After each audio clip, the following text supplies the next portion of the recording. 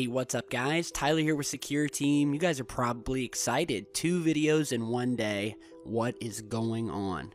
But that's right. I'm back. I've got some new stuff to talk with you guys about. The first of which is this eruption that was captured as well as shot out into the direction and the camera system of the Rosetta probe that's orbiting this comet.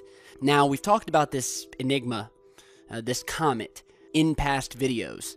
We've talked about the fact that, for some reason, although there were comets and other space bodies a lot closer, NASA really wanted to get to this one, and they wanted to get to it quickly, and that's exactly what they did. They spent $4 billion to get to this comet, and when they got there, they landed, they're orbiting it, they're taking images and photographs, as well as recording what you're seeing here, and this is the dust, these massive jets that are shooting out liquid water. They're saying that this happened due to a landslide. So there was a landslide on the almost 2-mile wide comet, and this rarely happens. Thankfully, nearly all of the 11 instruments on the Rosetta probe were all turned on, all facing this comet when this eruption happened.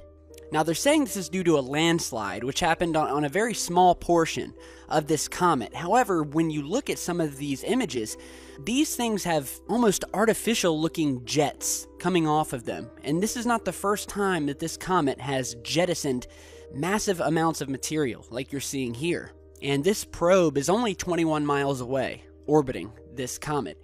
And to be honest, they don't really know what's causing these jets to happen, these massive eruptions that randomly occur on this comet. At this point, it is just a theory. But they captured this massive outburst that occurred over a 2-hour period, emitting a huge amount of ultraviolet light.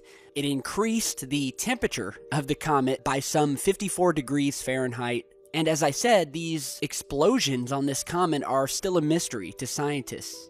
And again, look at the perfect alignment of these jets coming from this comet. This comet is very, very strange. We've done videos of it in the past, capturing the strange UFOs on the comet. You're seeing some images of these objects here. This is one of the main objects. It sort of looks like an octopus-shaped object. We found towers sticking up off of the surface of this thing. Strange aircraft-shaped objects like this one here. We featured this the other day in a video, and it's just a strange comet. The circumstances around us visiting this comet are also strange and sort of hush-hush, and it's almost like they're not telling us why they wanted to get there. But I know why. It's obvious. There's strange things on the surface. There's massive eruptions and artificially aligned jets along this thing that are in a perfect straight line. You know, they're not just randomly happening at different parts of the comet. And I definitely think there's something more to it. They don't spend $4 billion for no reason. So, awesome new footage that just came out. We'll post a link to this on the Rosetta probe's website down in the video description. And so now I want to talk about Proxima B, which, if you don't know yet, Proxima B is the name of that new alien Earth-like planet that they just found orbiting our closest neighboring star, which is Proxima Centauri. And there's a lot of talk right now as to whether there is life on this planet due to the fact that it is orbiting around this star in the habitable Goldilocks zone. However, if there were to be life on this planet, it would be a little bit different than it is here on Earth. First of all, Proxima B is tidally locked to its star, which means one side of the planet is constantly facing its star, and the other side is in constant darkness. So you'd have one very hot side and one very cool side, to say the least.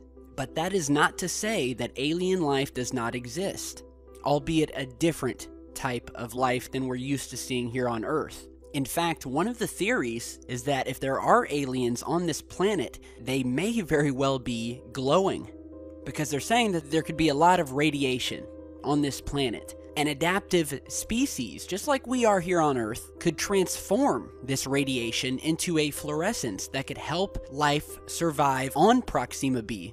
And to give you an idea of what this looks like, here is a fluorescent coral found in our own ocean. And, you know, it emits this beautiful green glow. And that's not very far from what we might see on this planet.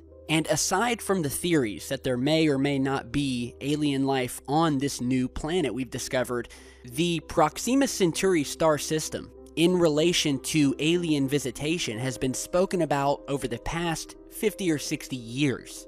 A few decades back, there was a story about some evidence about a visitation by alien beings from a planet at that time unknown in the Proxima Centauri system.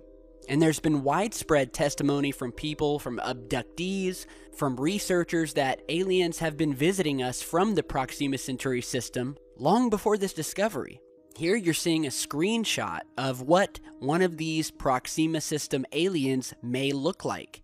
According to one story, the aliens are 8 to 8.5 feet tall, humanoid in shape, and are 5 times stronger than humans. According to the testimony of some, they've visited a number of ancient civilizations on Earth and were most recently spotted in Taiwan of December 2012, which is where this image you're seeing here came from. It came from a Taiwanese news report that was featured on TV over in Taiwan by someone who was supposedly visited by one of these beings. But that's not the only evidence that we've seen throughout history relating to aliens from the Proxima Centauri system. According to an account from the book ESP and Hypnosis by Susie Smith, for 7 years, beginning in 1957, a team of psychologists in California had lengthy conversations with an alien from somewhere in the vicinity of Alpha Centauri, who became known simply as Hands. Now, there's another book specifically about this alien that they called Hands, a 1976 publication that you can look up, see if you can get a copy of, where they discuss their research involving hypnosis and their many conversations with this being. In one part of the book, this alien being had revealed that it knew of and was in contact with the Xenos aliens from a planet around Proxima Centauri. And remember, you guys, this was published in the 70s. This was way before we even knew that there were any planets orbiting this star.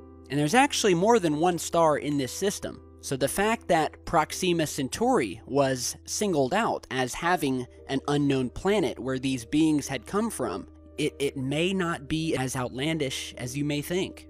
Now, there's a wonderful article that this comes from called Meet the Alleged Aliens of Proxima B.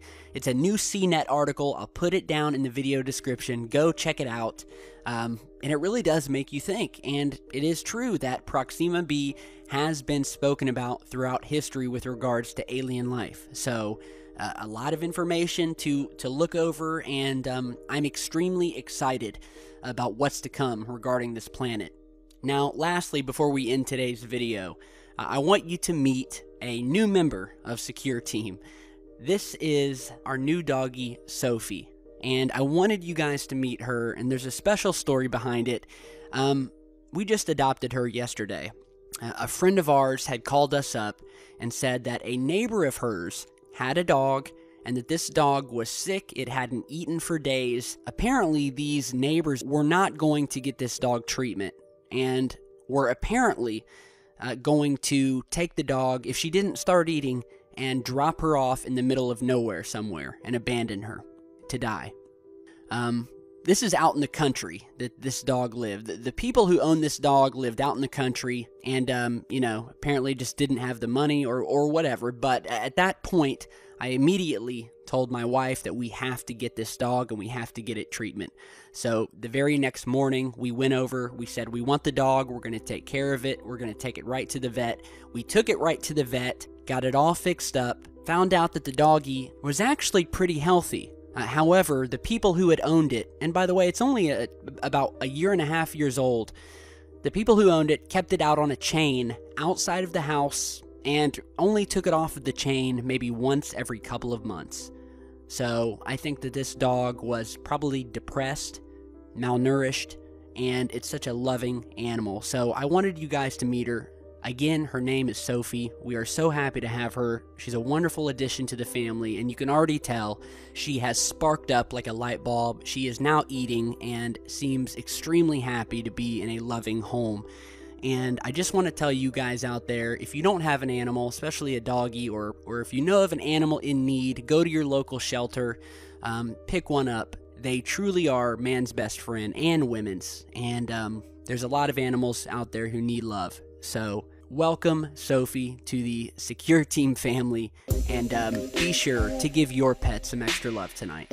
So thanks for watching. Let me know what you guys think, and stick around. We'll have a new video up tomorrow, and I'll see you back then. Stay safe, guys.